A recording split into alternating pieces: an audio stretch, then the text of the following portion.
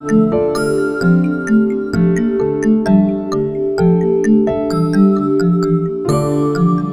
Short film और camera face करने से उनकी कॉन्फिडेंस लेवल बिल्कुल बुलंद हो गई थी और उनका कम्युनिकेशन स्किल भी बहुत अच्छी तरह से डेवलप हुआ था। और जिन जिन सब्जेक्ट्स पे मैंने शॉर्ट फिल्म बनाई, उसी विषय को लेकर बच्चों में बहुत ही पॉजिटिव एटीट्यूड, उनके बिहेवियर में पॉजिटिव बदलाव पेरेंट्स ने भी देखे और पूरे स्कूल के टीचर्स ने भी देखे।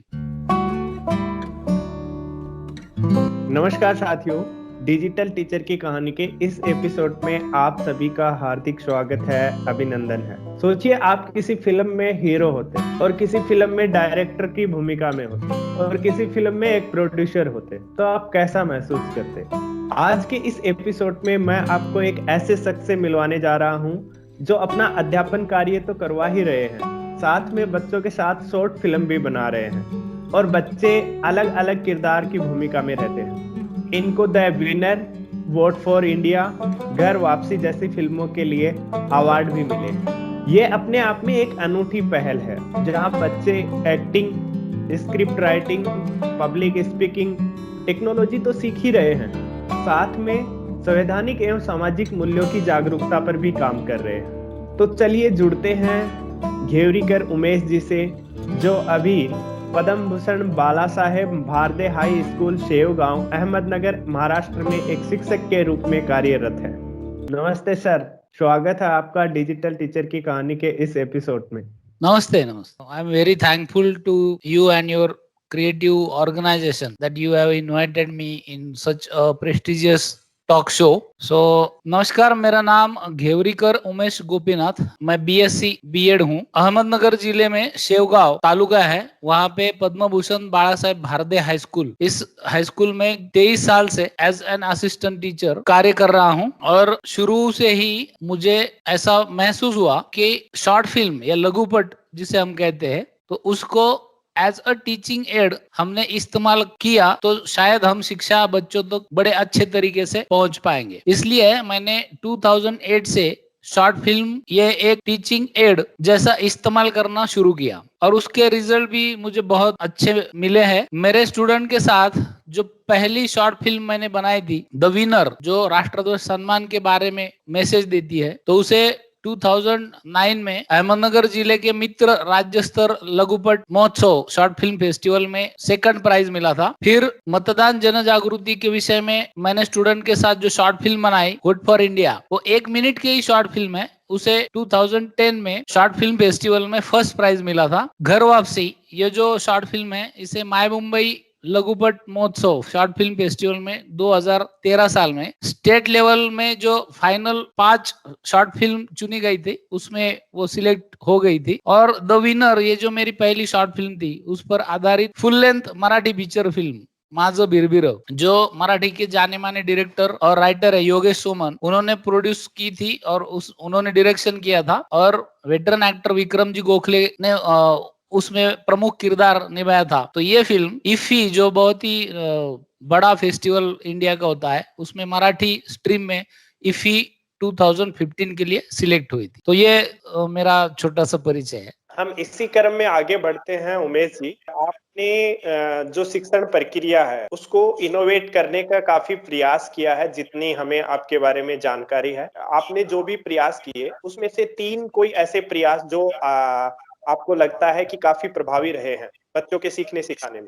तो शिक्षा में टेक्नोलॉजी का इस्तेमाल करने की बात जब मैंने सोची, तो मैंने पहला जो नवाचार किया वो लघुपट या शॉर्ट फिल्म बनाना, जो as an teaching aid short film कैसे काम कर सकती है। तो बच्चों को फिल्म देखना, फिल्म के बारे में बातें करना अक्सर बहुत अच्छा लगता है, उनकी रुचि फिल्म में ज्यादा होती है। और अगर हम उनसे उनकी भाषा में बात करें तो हम उनके मित्र बन सकते हैं। इसलिए हमने शॉर्ट फिल्म का इस्तेमाल इसलिए किया कि इसके माध्यम से हम बच्चों का कौशल्य विकसन कर सके, और इसका दूसरा उद्देश्य ये था कि बच्चों का स्कूल के प्रति लगाव बढ़े, ड्रॉप आउट की समस्या कम हो और बच्चों का सर्वांगीण विकास हो। इसलिए हमने short film as an educational aid ये नवाचार शुरू किया 2008 में। दूसरा जो नवाचार मैंने किया वो कम्युनिटी रेडियो के माध्यम से ऑडियो लेसन डिलीवर करना। जब ये कोविड सिचुएशन शुरू हुई मार्च से, तब तो एक्चुअल एजुकेशन बिल्कुल बंद ही हो गया था। उसको जो ऑप्शन दिया था वो ऑनलाइन एजुकेशन का, लेकिन जो बच्चे गरीब होते हैं या वंचित समुदाय से होते हैं, उनके पास मोबाइल भी नहीं थे, पर उनके पास रेडियो जरूर था। और उसी दौरान मैंने महामहिम पंतप्रधान नरेंद्र जी मोदी की मन की बात के बारे में सुना, तो मुझे लगा कि देश के प्रधानमंत्री देश के हर नागरिक से जुड़ने के लिए अगर रेडियो का इस्तेमाल करते हो तो मैंने शिक्षा को पहुंचाने के लिए रेडियो का इस्तेमाल करना चाहिए। तो उनसे मैंने प्रेरणा ली और मैंने मोबाइल पे ऑडियो लेसन्स रिकॉर्ड किए, और अहमदनगर और औरंगाबाद ये दोनों जिलों में जो एफएम रेडियो सेंटर है, उससे मार्च से लेकर जुलाई तक हर संडे को ये मोबाइल्स लेसन हमने डिलीवर की। तो ये 2 एफएम सेंटर जो है, इनकी श्रोता संख्या कुल मिला के 2 लाख यानी 4 लाख हो गई। सो कम से कम 50,000 स्टूडेंट्स, शिक्षक और पेरेंट्स, इन तक हमने शिक्षा कोविड काल में इसी नवाचार के माध्यम से पहुंचाने में हम सक्सेस हुए। तो ये दूसरा नवाचार है। और तीसरा जो है वो चालता बोलता नाम की एक प्रश्नावली है, प्रश्न मंजूषा। अक्सर स्कूल में हर 15 दिन 20 दिन के बाद कोई तो भी एक फंक्शन होता है, और ये फंक्शन बिल्कुल एक उसका सेटअप बना होता है, तो बच्चे बिल्कुल बोर हो जाते हैं, उनकी रुचि उसमें नहीं रहती। तो इसलिए मैंने ऐसा किया कि बच्चों के बीच में जाके उनको 3 सवाल उनसे करने हैं, और तीनों सवालों के जवाब जो बच्चा सही देगा उसको एक मेडल हमने जगह पे देना है, और मोबाइल पे इस सारे प्रोग्राम का शूट करना है। इसकी प्रेरणा दूरदर्शन सह्याद्री पे जो चालता बोलता नाम की एक सीरियल या एक प्रोग्राम चलता था, उससे मैंने ली। और फिर स्कूल में जो भी साइंस डे हो, लिटरेचर डे हो या रिपब्लिक डे हो, तो उसी दौरान ये चालता बोलता प्रश्न मंजूषा मोबाइल रिकॉर्डिंग के माध्यम से मैंने की, और बच्चों को ये बहुत पसंद आया, उन्होंने इसे बहुत अप्रिशिएट किया और बढ़ चढ़ के इसमें हिस्सा भी लिया। तो ये 3 नवाचार मैंने अपने स्कूल में इंट्रोड्यूस किए थे। आपने तीनों ही ऐसे सॉल्यूशन निकाले हैं ना जो एकदम से ग्राउंडेड हैं और जिनके ऊपर तुरंत लग के काम किया जा सकता है। काफी इंटरेस्टिंग आइडिया आया आपके दिमाग में। हम जानना ये चाहेंगे कि जब आपने ये इनोवेशन लेके आए हो तो उससे बच्चों के सीखने में कोई विजिबल आपको चेंज, कुछ बदलाव नजर आया है? वो बच्चों के सीखने में हो सकता है, बच्चों के स्कूल आने में, कोई भी ऐसा इम्पैक्ट जो आप देख पाए इन दिनों में इनोवेशन करने के बाद? हाँ, यो पहला जो इनोवेशन जो शॉर्ट फिल्म का था, उसका इम्पैक्ट जो मैंने ऑब्जर्व किया, और हमारे सभी स्कूल के टीचर ने भी और पेरेंट्स ने भी जो ऑब्जर्व किया, वो ऐसे थे कि जिन बच्चों ने शॉर्ट फिल्म मेकिंग में हिस्सा लिया तो उनका नामांकन बढ़ा था, और बच्चों के ड्रॉप आउट का रेट बिल्कुल कम हो गया था। बच्चों की जो रुचि है वो स्कूल के प्रति और उस सब्जेक्ट के प्रति भी बहुत अच्छी तरह से बढ़ी थी। बच्चे स्कूल में बहुत रुचि लेकर और दिल से, लगाव से पढ़ने लगे थे। दूसरी बात यह है कि बच्चों में जो संवाद कौशल्य है, तो उनकी कॉन्फिडेंस लेवल इस शॉर्ट फिल्म और कैमरा फेस करने से उनकी कॉन्फिडेंस लेवल बिल्कुल बुलंद हो गई थी, और उनका कम्युनिकेशन स्किल भी बहुत अच्छी तरह से डेवलप हुआ था। और जिन जिन सब्जेक्ट्स पे मैंने शॉर्ट फिल्म बनाई, उसी विषय को लेकर बच्चों में बहुत ही पॉजिटिव एटीट्यूड, उनके बिहेवियर में पॉजिटिव बदलाव पेरेंट्स ने भी देखे और पूरे स्कूल के टीचर्स ने भी देखे। बच्चों को एक्टिंग और शॉर्ट फिल्म में करियर बनाने का मौका मिला। मेरे शॉर्ट फिल्म में जो बच्चे पार्टिसिपेट जिन्होंने किया था, उनको आकाशवाणी में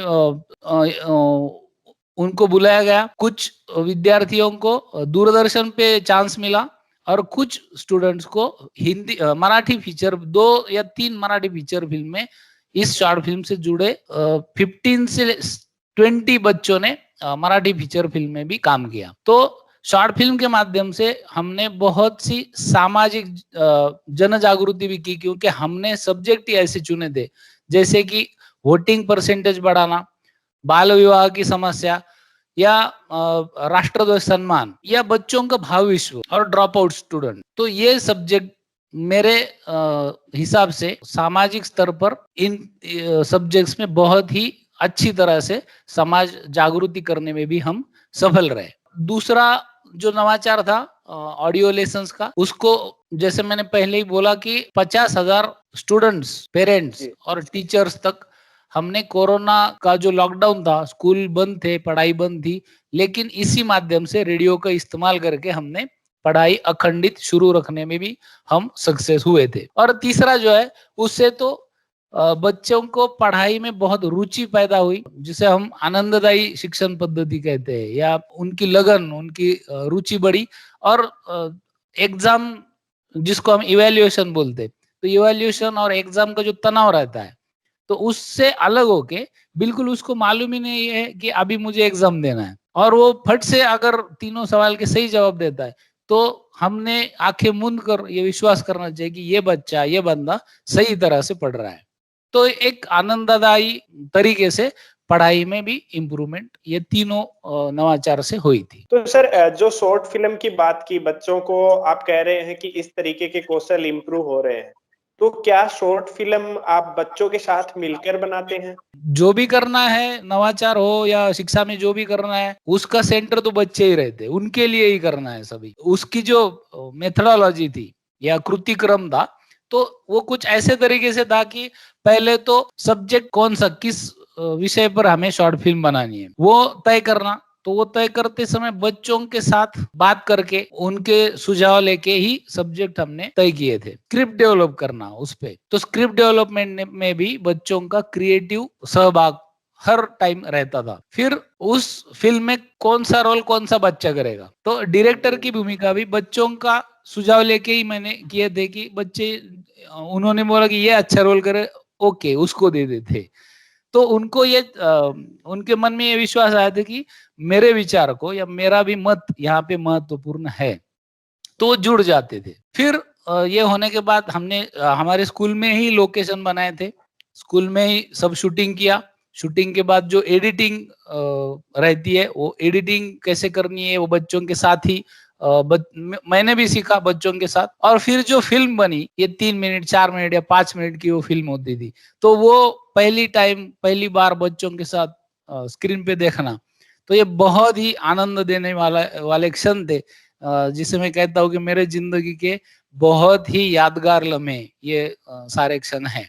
तो इसी प्रकार से ये शॉर्ट फिल्म हमने बनाई थी। काफी मतलब अलग तरीके से आपने सोचा है चीजों को। सर, हाँ, वैसे आप कौन-सा विषय के अध्यापक हैं? मैं बीएससी बीएड हूँ, मैं मैथमेटिक्स और साइंस पढ़ाता हूँ, लेकिन कल्चरल एक्टिविटीज में मुझे पहले से रुचि थी, और उसका मैंने शिक्षा में इस्तेमाल करने की कोशिश की। वो समझना भी बहुत जरूरी है कि आप किस विषय को पढ़ाते हैं और किस विषय के जो स्किल हैं, उन स्किल के बच्चे की लाइफ में लेके आना, वो विषय मैटर नहीं करता आप कौन सा विषय पढ़ा रहे हैं। तो ये आपने काफी अच्छे तरीके से इस चीज को समझने की कोशिश की है और उसके ऊपर अलग-अलग तरीके से काम आपने किया है। हाँ, हम मराठी में एक कहावत है, गरज ही शोधाची जननी असते। हम किसी चीज को क्यों ढूंढते हैं कि हमें जरूरत पड़ती है उसकी। तो मुझे ये जरूरत पड़ी थी कि मैं मेरे बच्चों को बहुत अच्छी तरह से कैसे पढ़ाऊं। इस सवाल का हल ढूंढने में मुझे ये शॉर्ट फिल्म या जो नवाचार मैंने किए, उसके पीछे यही कारण था कि मैं मेरे बच्चों को दी बेस्ट तरीके से कैसे पढ़ाऊं। ये सब कार्य आप किस समय कर रहे होते हैं विद्यालय में? किस तरीके से इस टाइम को आपने अलग से रखा है या कैसे? जो टीचिंग का टाइम है, तो वो टीचिंग का टाइम छोड़ के स्कूल छूटने के बाद या स्कूल शुरू होने से पहले, 11 से लेकर 5 तक अगर स्कूल होता है, तो 11 से पहले या 5 के बाद ये सब डिस्कशन होते थे। फिर लोकेशन हंटिंग होती थी, फिर क्या क्या करना है, कैसे करना है, ये सब जिसको हम स्कूल टाइम कहते हैं, तो वो बिल्कुल इसका इफेक्ट स्टूडेंट्स के शिक्षा पर ना हो, इसका हमने पूरी तरह से ख्याल रखा। और या तो स्कूल से पहले या स्कूल छूटने के बाद ये जो फ्री टाइम रहता था, इसमें यह किया। और ज्यादातर शूटिंग हमने हॉलीडेज में की है, सैटरडे संडे या जो भी हॉलीडेज है, तो उस दिन शूटिंग के डेट्स हमने रखे, जिससे बिल्कुल भी बच्चों की पढ़ाई पे इसका कोई भी बुरा असर ना हो। जी सर। तो सर आप डायरेक्टर होते हैं या बच्चे डायरेक्टर होते हैं? आपका रोल क्या होता है फिल्म पे? ये बहुत बढ़िया सवाल पूछा था पूछा है आपने। मैं स्पॉट बॉय से लेकर डायरेक्टर और प्रोड्यूसर, इसमें से जो भी रोल करना है, जो भी जरूरत है, सिचुएशन की डिमांड जो है वो रोल मैं कर लेता हूँ। और मेरे बच्चे जो है वो मेरे बच्चे मेरे फिल्म के हीरो होते हैं, तो उनको ट्रीटमेंट भी हीरो के जैसे ही मैं देता था कि अगर वो हीरो है तो उसने दूसरा कुछ भी काम नहीं करना है। तो हर जो टीम थी, या साउंड है, लाइट है, या प्रोडक्शन टीम है, क्रिएटिव राइटिंग की टीम है, तो हर टीम में अलग अलग बच्चे काम करते थे। तो वो उसी डिपार्टमेंट में वो एक्सपर्ट बन के आगे उनका करियर भी हो सकता है। तो इसका भी ख्याल हमने रखा था। और जिनको एक्टिंग करना है तो उनको बस एक्टिंग करना है, क्योंकि अगर मैंने उनको भी दूसरे कोई टास्क दे दिए तो उसका असर उनके एक्टिंग पे जरूर हो सकता है, तो वो ना हो। इसलिए इसलिए मैं कहता हूँ कि मेरे फिल्म के हीरो तो मेरे क्लास के बच्चे ही है, और उनको हीरो जैसे ही ट्रीटमेंट मैंने देने की कोशिश की है। तो सर कहाँ से आता है ये मोटिवेशन आपने इतना सब करने का? मोटिवेशन दो बातें हैं। हर टीचर क्रिएटिव होता ही है। टीचर है तो वो क्रिएटिव पर्सन 100% है, और उसमें ये लगन होती है। मैं तो ये कहता हूँ कि किसी भी टीचर को उसके क्लास में जो 50, 60, 70 जो भी स्टूडेंट है, उन बच्चों में मैंने मेरे बेटे का या मेरी बेटी का चेहरा देखना शुरू किया, तो मुझे दूसरे किसी भी मोटिवेशन की जरूरत नहीं है। वो खुद खुद ही के मेरे बच्चों को मुझे ये देना है, मेरे बच्चों को मुझे, जैसे माता पिता सोचते हैं कि नहीं मेरे बच्चों को दुनिया में द बेस्ट जो चीज है वो देनी है, तो मैं ये सोचता हूँ कि ये सारे मेरे बच्चे हैं और इनको द बेस्ट जो चीज है वो मुझे देनी है। बस यही मेरा मोटिवेशन है, दूसरा कुछ भी नहीं है। एक सवाल और जान लेते हैं आपसे आखिरी। आप जिस तरीके से काम किए कर रहे हो, या मैं अपने बच्चों को अगर एडिटिंग करना या शॉर्ट फिल्म बनाना सिखाता हूँ, तो मुझे किस तरीके के कौशल की जरूरत होगी? सबसे पहली बात, आप में इच्छा शक्ति होनी चाहिए। ये आप कहीं से उधार नहीं ले सकते या किसी दुकान में जाके भी खरीद नहीं सकते। यह आपकी अंतरात्मा आपको बताएगी कि मेरे स्कूल के, मेरे देश के बच्चों के लिए मुझे ये करना है या नहीं करना है। तो ये इनबिल्ट आप में इच्छा शक्ति होनी चाहिए। अगर किसी को भी, किसी टीचर को या किसी स्टूडेंट को भी ये सीखना है कि शॉर्ट फिल्म कैसे बनानी है, तो पहले स्क्रिप्ट या आइडिया जो सब्जेक्ट है वो सब्जेक्ट चूज करना है, फिर उस पे स्क्रिप्ट बनाना है। स्क्रिप्ट बनाने के बाद आपको, अभी तो मोबाइल पे शूटिंग होता है, तो मोबाइल पे आप जो सीन है, शॉट 1, शॉट 2, शॉट 3, ऐसे सीन आप मोबाइल पे शूट करो। आपके पास स्क्रिप्ट है, डायलॉग लिखे हुए हैं, तो बहुत ही इजी हो जाएगा। उसके बाद ये सब वीडियो, जिसको हम जुड़ाना बोलते हैं, उसको कहते हैं एडिटिंग। तो एडिटिंग कैसे करनी है, ये तो अभी मोबाइल पे ही बहुत सारे ऐप आप देख सकते हो। बस थोड़ी सी ट्रेनिंग है, थोड़ा सा आपको सीखना है, 1 या 2 दिन में ये आप आराम से सीख सकते हैं। और जो टीचर है या बच्चे हैं, उनमें क्रिएटिविटी इतनी होती है कि वो आराम से स्क्रिप्ट अच्छी तरह से लिख सकते हैं, क्योंकि आइडिया भी उनका होता है, तो स्क्रिप्ट भी लिख सकते हैं और डायलॉग भी लिख सकते हैं। तो बस 1 या 2 दिन का ट्रेनिंग अगर आप ले लो, तो आप कौन सा भी टीचर या कौन सा भी स्टूडेंट अपने एंड्रॉयड मोबाइल पे इजी वे शॉर्ट फिल्म बना सकता है। बिल्कुल आसान है। दिक्कतें तो आएगी, जैसे मुझे भी आई थी कि मुझे तो मुझे तो कुछ भी पता नहीं था कि स्क्रिप्ट कैसे लिखा जाता है, या एंगल कैमरा क्या होता है, शूट कैसे किया जाता है, वीडियो एडिट कैसे होता है, ये भी मुझे मालूम नहीं था।